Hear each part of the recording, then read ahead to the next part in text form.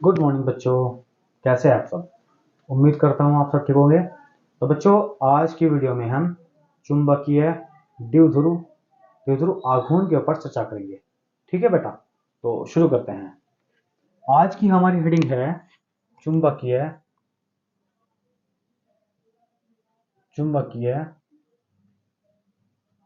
द्विध्रुव द्विध्रुव आघूर्ण।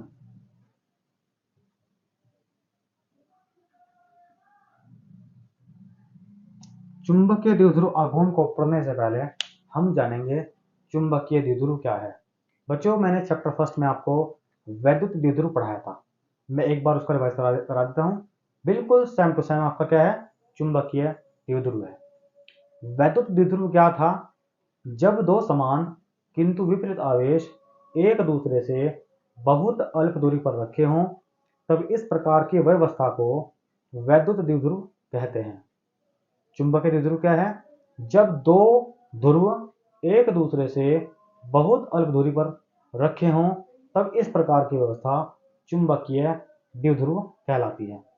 ठीक है बेटा, जब दो ध्रुव एक दूसरे से बहुत अल्प दूरी पर रखे हों, तब इस संरचना को चुंबकीय द्विध्रुव कहते हैं। जैसे आपके पास है, ये आपके पास कोई चुंबक है बेटा। मान लो ये आपके पास क्या है, चुंबक है। एक ध्रुव इसका N है और एक ध्रुव इसका S है। ठीक है, इसकी कुछ बीच की दूरी है, कुछ डिस्टेंस है बीच की। ये क्या होगी बेटा, इसके बीच की डिस्टेंस होगी, दूरी होगी। जब दो ध्रुव एक दूसरे से बहुत अल्प दूरी, बहुत छोटी दूरी पर रखे हों, तब इस प्रकार की संरचना को चुंबकीय द्विध्रुव कहते हैं। ठीक है, इसके बाद हम पढ़ेंगे चुंबकीय द्विध्रुव आघूर्ण क्या है। चुंबकीय द्विध्रुव आघूर्ण, आघूर्ण बोलते हैं घुमाने को, मोमेंट को। आघूर्ण किसे बोलते हैं? मोमेंट को, घूमना।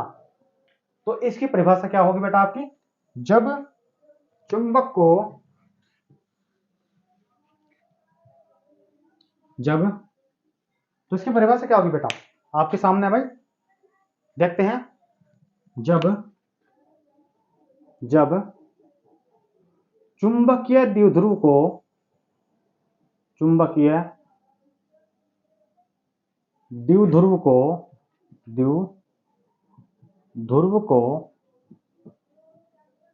चुंबकीय अक्षेत्र में, बहुत इजी है बिल्कुल, चुंबकीय अक्षेत्र में रखा जाता है, अक्षेत्र में रखा जाता है, तब उस पर एक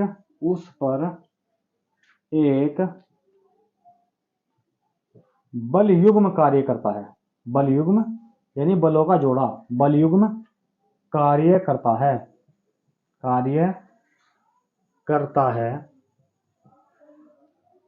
है जो चुंबकीय द्विध्रुव को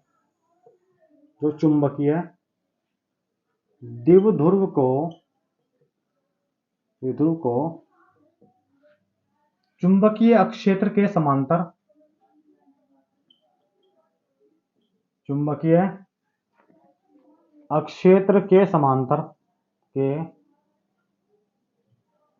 समांतर लाने का प्रयास करता है, के समांतर लाने का प्रयास करता है। देखो, जब चुंबकीय द्विध्रुव को चुंबकीय अक्षेत्र में रखा जाता है, तब उस पर एक बल युग्म कार्य करता है जो चुंबकीय द्विध्रुव को चुंबकीय क्षेत्र के समांतर लाने का प्रयास करता है। इस घटना को चुंबकीय द्विध्रुव आघूर्ण कहते हैं। इस घटना को चुंबकीय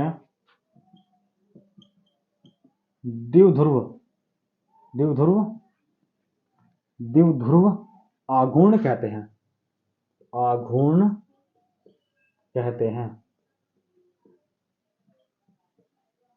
ठीक है बेटा, जब चुंबकीय द्विध्रुव को चुंबकीय क्षेत्र के में रखा जाता है, तो चुंबकीय क्षेत्र जो है तब उस पर क्या होता है, एक बलयुग्म कार्य करता है जो चुंबकीय द्विध्रुव को चुंबकीय क्षेत्र के समांतर लाने का प्रयास करता है। इस घटना को चुंबकीय द्विध्रुव आघूर्ण कहते हैं। बहुत इजी लैंग्वेज में लिखी मैंने आपके लिए, और इसको आप आराम से याद कर लोगे, मुझे पूरा विश्वास है। अब इसमें थोड़ा आगे और बढ़ाते हैं, इसे m से डिनोट करते हैं, इसे m से डिनोट करते हैं, इसे m से डिनोट करते हैं। तो इसका एक सूत्र है, सूत्र क्या है बेटा इसका, इसका आपका फॉर्मूला है m बराबर IA। इसका फॉर्मूला क्या है, सूत्र इसका है m बराबर IA। अब इसमें I क्या है और A क्या है देखते हैं। जो आपके पास m है, ये तो आपके पास है बेटा चुंबकीय द्विध्रुव आघूर्ण। मैं इसको बहुत इजी वे में लेके चल रहा भाई, इससे आप इजीली इसको याद कर लो।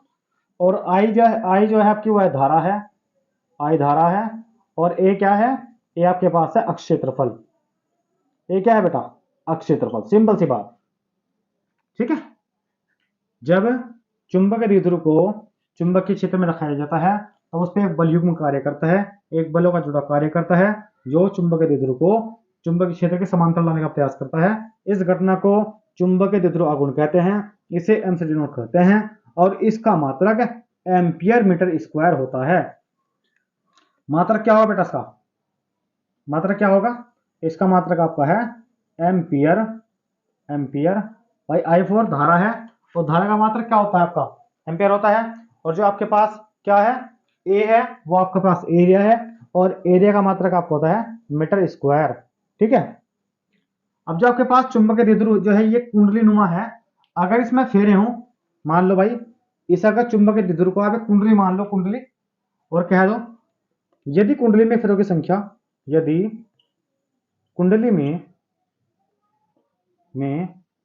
फेरों की संख्या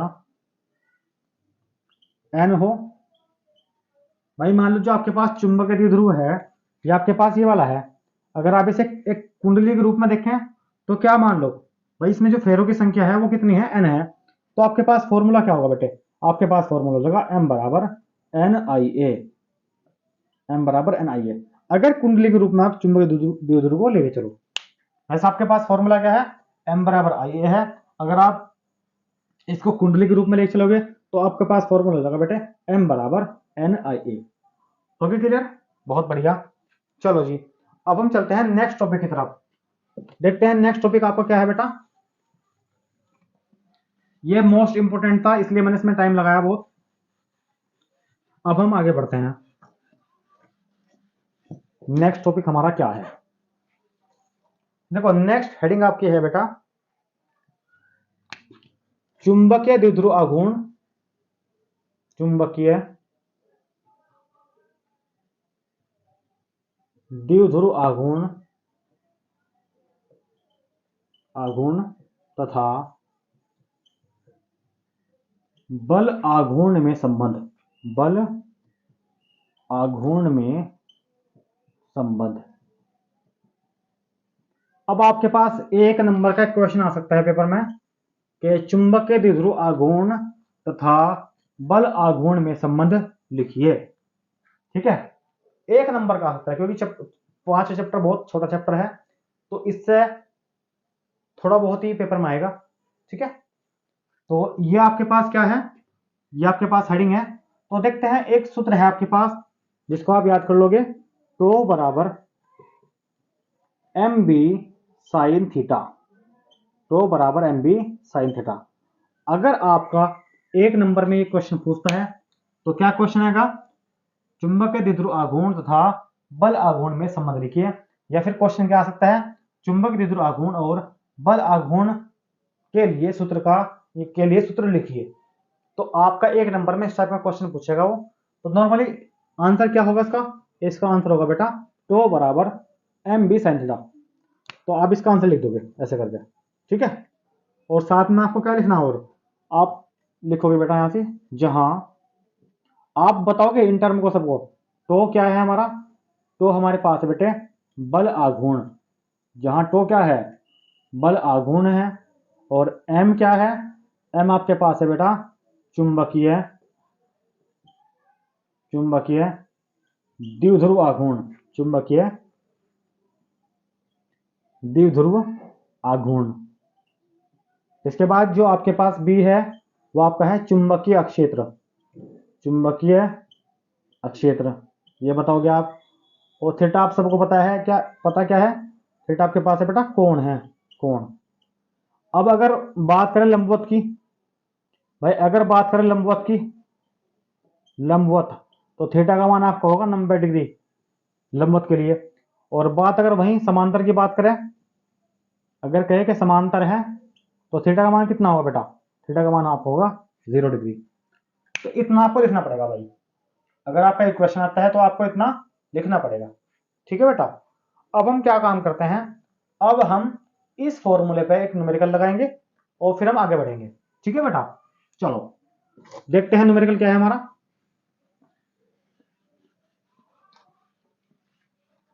तो हमारे पास न्यूमेरिकल है बेटा, देखते हैं।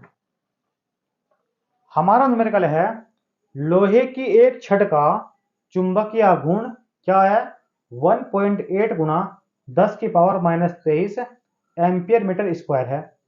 छड़ को 15,000 गॉस के बाह्य चुंबकीय क्षेत्र के लंबवत रखा गया है, तब बल आघूर्ण की गणना कीजिए, ठीक है। तो मैं क्वेश्चन तो यहां लिखने से रहा, अगर मैं क्वेश्चन लिखूंगा तो वीडियो काफी लंबी हो जाएगी, तो मैं क्वेश्चन बोल रहा तो आप इसे अपनी कॉपी में ऐसे ही नोट कर लेना बेटा। मैंने क्वेश्चन बोला, आप इसको नोट कर लोगे, ठीक है। तो सबसे पहले हमें क्या दे रखा बेटा इसमें, देखते हैं हमें क्या क्या चीजें दी इसमें। सबसे पहली बात कही इसने, लोहे की एक छड़ का चुंबकीय आघूर्ण।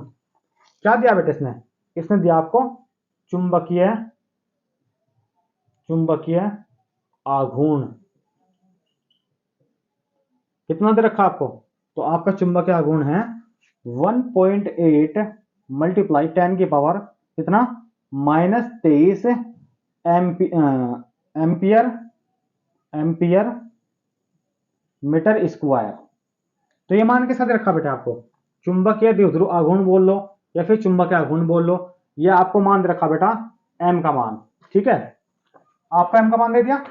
फिर आगे किसने कहा हमें, छड़ को 15,000 गॉस के बाह्य चुंबकीय क्षेत्र, तो आपको चुंबकीय क्षेत्र का मान दे दिया।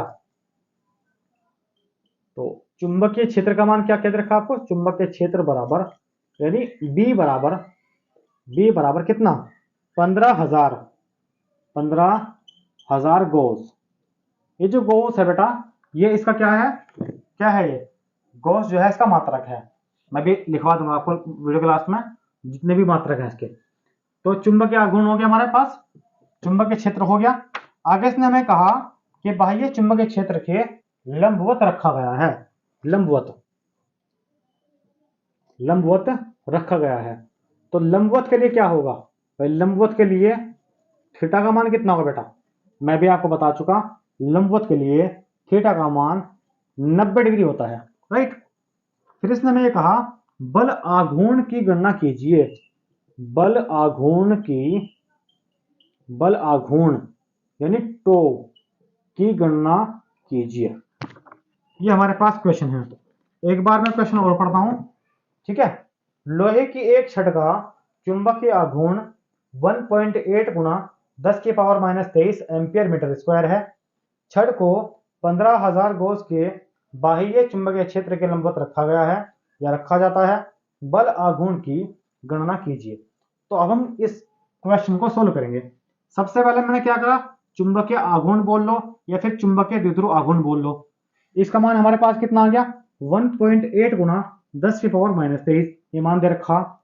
चुंबकीय क्षेत्र का मान कितना दे रखा 15,000 गॉस, राइट। लंबवत के लिए थीटा का मान 90 डिग्री होता है और आपको निकालना है बल आघूर्ण।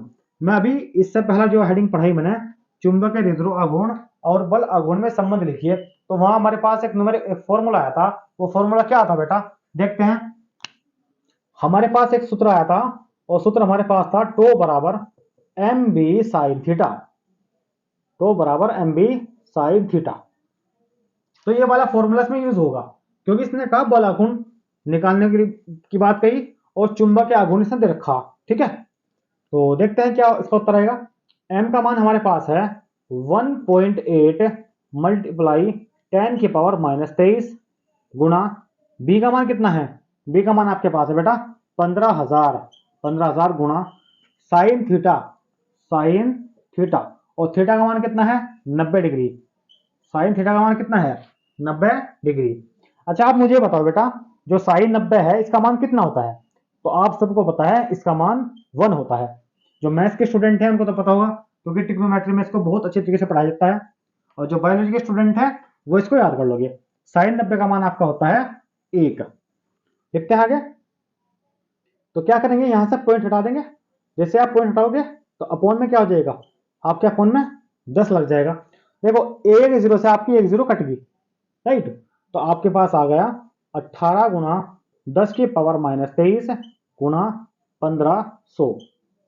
अब आप क्या काम करोगे, आप इसको क्या लिख सकते हो बेटा, आप इसको लिख सकते हो 18 गुणा 10 की पावर -23 गुणा 15 गुणा 100, 15 गुणा 100, और 100 को आप लिख सकते हो भाई, 100 को क्या लिख सकते हो आप 100 को लिख सकते हो बेटा 10 गुणा 10, यानी 10 की पावर 2। जो आपके पास 100 है आप उसको लिख सकते हो 10 की पावर 2, तो लिख देंगे यहां से। तो हमारे पास हो गया बेटा 18 गुणा 10 की पावर -23 गुणा 15, 15 गुणा 10 की पावर 2। अच्छा एक बात ध्यान रखिए बेटा, हमेशा अगर आधार समान हो, अगर आधार समान हो तो गुणा में घातें हमेशा जुड़ती हैं।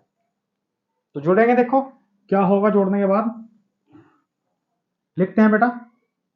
अब हमारे पास आएगा 18 गुणा 15, 18 गुणा 15 गुणा 10 की पावर -23 गुणा 10 की पावर 2। अभी मैं आपको क्या बताया, अगर आधार समान हो तो गुणा में घातें हमेशा जुड़ती हैं, इसको बोलते हैं आधार भाई।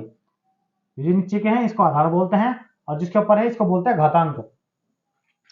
तो करते हैं सोल्व इसको, 18 गुणा 15 गुणा 10 की पावर -23 प्लस 2। तो करेंगे सोल्व से, तो इसकी गुणा कर लो भाई, 18 पंजे 90, 90 की जीरो हासिल लगे 9, 18 का 18 9 कितने हो गए भाई 27। चलो जी, तो 270 गुणा 10 की पावर 23 में से 2 गया कितना बचा 25, 23 में से 2 गया 25 बचा, लेकिन माइनस की ज्यादा है तो आप यहां माइनस लगा दोगे बेटा। तो इस प्रकार आपका आंसर आ गया। क्या आंसर आया बेटा आपका 270 गुणा 10 की पावर माइनस कितना -25। ठीक है बेटा, चलो जी, तो यहां तक हम क्लियर कर चुके, और इसका थोड़ा मात्रा लिख लेंगे। तो इसका मात्रक आपको होगा बेटा न्यूटन मीटर। ठीक है, तो इस प्रकार आपने न्यूमेरिकल्स बहुत अच्छे से कर लिया, इसको आप बहुत अच्छे से पढ़ लोगे। ठीक है बेटा, चलो अब आगे बढ़ते हैं। तो हम ये न्यूमेरिकल भी पढ़ चुके हैं बहुत अच्छे तरीके से। ये आपका छोटा सा चैप्टर है, इस चैप्टर में एक इसके बाद एक लेक्चर और आएगा, और उसके बाद ये चैप्टर आपका खत्म हो जाएगा। तो नेक्स्ट टॉपिक आपके पास है बेटा चुंबकीय द्विध्रुव की स्थितिज ऊर्जा। एक क्वेश्चन है छोटा सा आपका, क्या क्वेश्चन है बेटे, चुंबकीय चुंबकीय द्विध्रुव की स्थितिज ऊर्जा के लिए, स्थितिज ऊर्जा के लिए सूत्र लिखिए, सूत्र लिखिए। तो बहुत इजी है। क्या क्वेश्चन आपका, चुंबकीय क्षेत्र की स्थितिज ऊर्जा के लिए सूत्र लिखिए। तो देखते हैं फॉर्मूला क्या होगा इसका। तो बहुत इजी है बेटा, फॉर्मूला क्या होगा इसका, U बराबर MB 1 - कोस थीटा। भाई तो का मान क्या था, हमारे पास था, तो बराबर MB साइन थीटा। बस कुछ नहीं करना बेटे, जहां साइन थीटा है वहां क्या काम कर देंगे हम 1 - कोस थीटा कर देंगे। तो U बराबर MB ब्रैकेट 1 - कोस थीटा। तो ये इसका फॉर्मूला हो गया। अब U का तो वही है, जहां U क्या है, स्थितिज ऊर्जा है, स्थितिज ऊर्जा है आपकी M, क्या है आपका? चुंबकीय क्षेत्र है, चुंबकीय क्षेत्र आपका है, या फिर चुंबकीय क्षेत्र की तीव्रता है? नहीं नहीं, एम क्या है? चुंबकीय द्विध्रुव है आपका, चुंबकीय द्विध्रुव, द्विध्रुव आघूर्ण है बेटा, सॉरी। और जो आपके पास बी है, ये आपके पास है बेटा चुंबकीय क्षेत्र, चुंबकीय क्षेत्र या फिर चुंबकीय क्षेत्र की तीव्रता। तो बेटे इस वीडियो में हमने ये टॉपिक्स को क्लियर कर लिया। अब जो आपके पास जो नेक्स्ट लेक्चर है उसमें ये चैप्टर आपका खत्म हो जाएगा, ठीक है। थोड़ा थियोरेटिकल जो पोर्शन है उसमें, तो उसको हम आराम से इजीली खत्म कर लेंगे। तो इस चैप्टर में आपके 3 लेक्चर ही आपको मिलेंगे, तो उसके बाद फिर हम नेक्स्ट चैप्टर शुरू कर देंगे बेटा। तो आज के लिए हम इतना रखते हैं बेटा, ओके बाय।